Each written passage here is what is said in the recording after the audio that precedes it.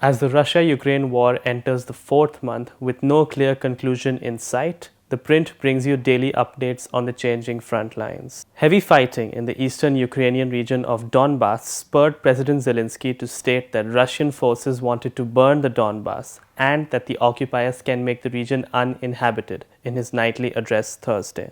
Moreover, Zelensky accused the Russian invasion of Ukraine to be genocidal in view of hundreds of civilians being killed or deported, an accusation he has leveled at the Russians since war broke out in February. The General Staff of the Armed Forces of Ukraine said in a post yesterday that Russian troops did not stop its offensive actions in the Eastern Operation Zone and continued to launch a missile and airstrikes on infrastructure facilities in eastern Ukraine, causing more destruction in the already war-torn region. The mayor of Severodonetsk, Alexander Stryuk, said that 1,500 people have been killed so far and that 60% of the housing stock is completely destroyed and up to 90% of buildings are damaged and need repairs, reported the BBC. The governor of Lugansk Oblast, Sergei Haidai, recounted how throughout the day the Russians tried to advance to Severodonetsk from Perdivka and Sherdyshevo in a telegram post today. Haidai also reported on 4 civilian deaths on 26 May in Severodonetsk and 50 damaged houses across the region. In its assessment on 26 May, the Institute for the Study of War stated that Russia continued efforts to encircle Severodonetsk.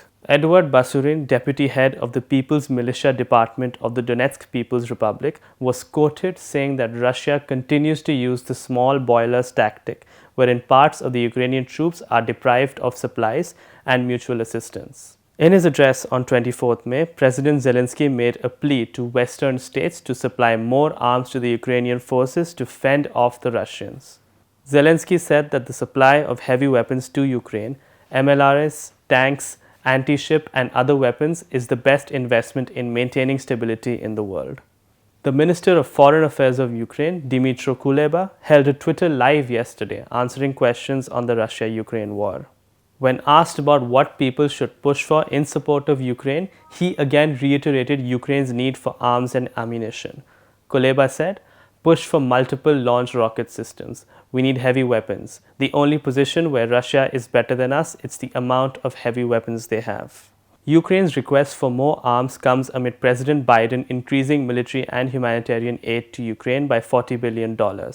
The US Senate on 18th May approved President Biden's request for additional aid, bringing their wartime aid to Ukraine to a total of $54 billion.